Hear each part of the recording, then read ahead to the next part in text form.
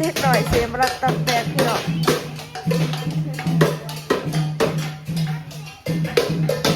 สบายดีเด้อพี่น้องสบายดีตอนเช้าๆเนาะวันนี้เป็นหมู่บุญบังไผ่บ้านน้องแหงเด้อพี่น้อง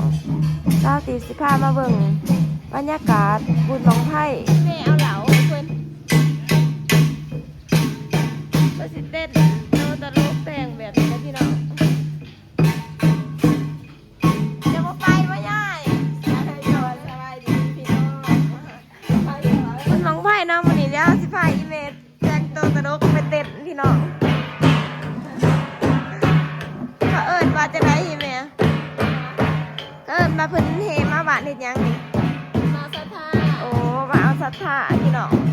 มาศรัทธาแล้วก็ไปเฮเต้นอยู่วัดบ้านเพิ่นเนาะก็คือบ้านน้องแหงพี่น้องเพิ่นเฮ็ดบุญบังไผ่สิพาไปเบิ่งบรรยากาศเด้อมาตอนกินข้าวแล้วเนาะกินข้าวเช้าแล้ว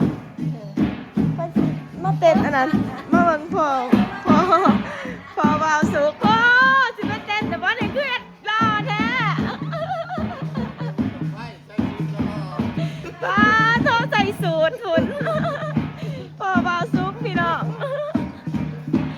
อยู่บ้าน20 ปีประมาณนี้เนาะเพิ่นแต่งตัวแบบว่าตลกแบบแต่งตัวแบบตลกพี่น้องไปเฮบุญบังไผ่เนาะเดี๋ยวสิพาไปเบิ่งพี่น้องสวยๆกันเนาะบ้านนะคามเนี่ยมีโคตรโดยในที่บ่มีพอโคตรเนาะยังเศร้าอยู่ถามเบิ่งตอนสวยไปหาแต่งตัวตลกเจ้าไปบ่นุ่งตะโปงอีปานมันสิหายหยันบ่ได้อันนี้ดอกอีปานมันหยาดเนาะหยันคืออีหยังให้สบายดีตื่นสายยินแต่เขาเสพปลองปองเปงเราปกแปดก็แต่ละเด็กหน่อยหลายฝน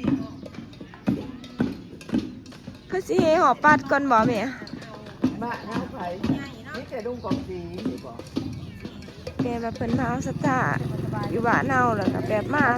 แห่เอาหมู่นะพี่น้องแล้วก็ไปเต้นอยู่หอบวาดบ้านเพิ่นบ่มีบ้านเฮาพอโคตรแต่ปัจจุบัน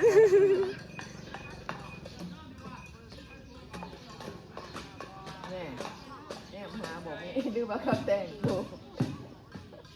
ฉันมีไฟผมมีไฟเสร็จนะไปแล้วก็เมื่อแบบน้องเมย์แต่กลัวมันจะมาต้องเสียสูตรดุกไส้แล้วอีด้านเสียบ้าน้อยไฟได้แต่งตัวแล้วนุ่งผมยาวเต้นแต่อยากลัวเลยพี่น้องเต้นบุญของไผ่นี่เดี๋ยวสิพาไปเบิ่งแล้วก็แต่งตัวตลกแบบตลกแค่นะแบบมีแต่ผู้ใหญ่อีกเต้นเล็กหน่อยมันก็ม่วนน้ำนะป้าเธอแต่งตัวสิไปเลยบุญของไผ่พี่น้องเด็ดดีพี่น้องเป็นมวนไปซื้อเนาะสุดแต่งตัวประเด็นบุญบังไพ่พี่น้องอีเมย์ก็เฮ็ดตีอ่ะ55กันขี่รถโอ้หลัก3บ่เนี่ยป้ามายังมาคนมาคนน้อย43 โล12 โลสร้างก็ข่อยเห็นได้เลยไป15ไปนี่แม่ปุ่งอยู่เพื่อนไปเห็นเด้โอ้ไปแล้วบ่นี่ทางนี่ว้าวซุกนี่ว้าวซุกมาตอนนี้ก็ได้แห่น้ำกดอยู่ ไปแล้วไปพอกันอยู่งานบุญเด้อพี่น้องเดี๋ยวสติสิถ่ายเบิ่งเนาะบรรยากาศอยู่งานบุญบังไผ่บ้านน้องแหงบุญบังไผ่สารวัตรเนาะทางสารวัตรพี่น้องคือกันอยู่ว่ากับสวรรค์เขตไปเดี๋ยวเราขี่รถกันเด้อขับรถก่อนสาดงามเนาะเฮ้ยปะดอยอยู่มาหอดงานบุญนะเด้อพี่น้อง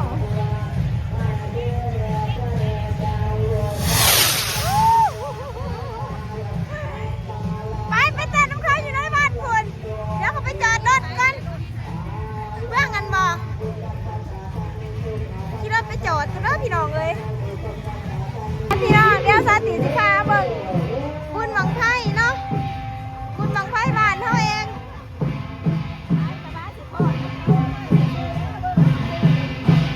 อีเมสิมาพรน้องเขาบุญบังไพ่อยู่นี่มีโตตลกเลยพี่น้องบ้านเขาเป็นแบบแต่งโตแบบตลกนี่นั่นมาแต่แม่น่ะย่างเป็นน้องเขา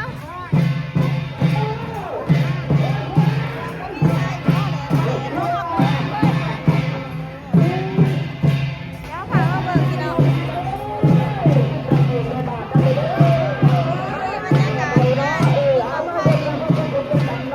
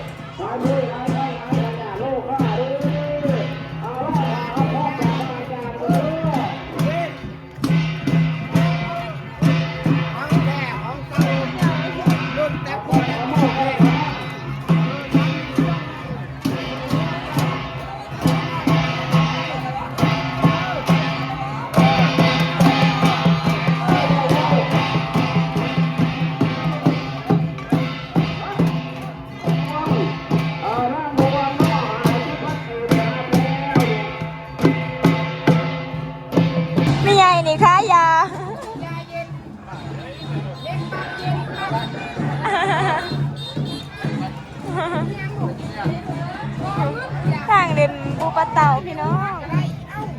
ป้งปลาปูปลาเต่ากันมีกันเนาะ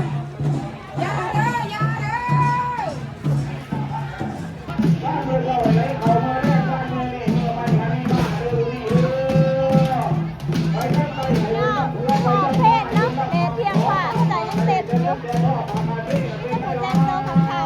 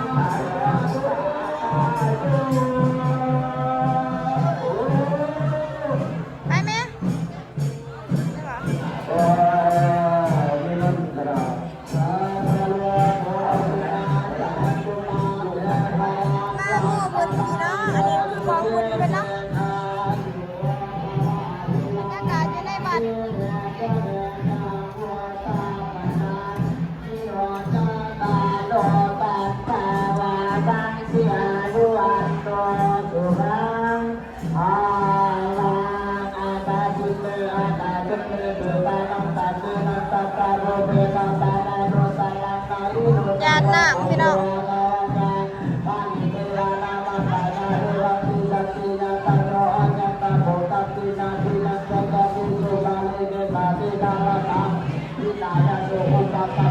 มันไข่มากกี่สมพี่น้องคนขายเครื่องก็ได้ร้านนะอยู่เบื้องนี้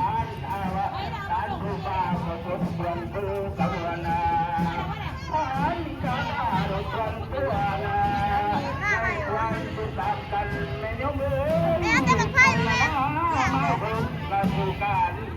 ที่แม่ซื้อมาไข่มาเดี๋ยวแววน่าจะอยาก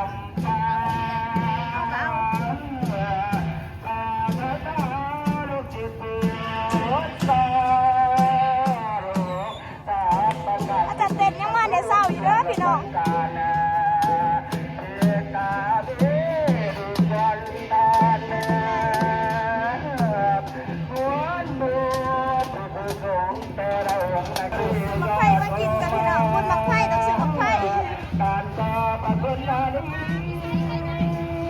อยู่หรอ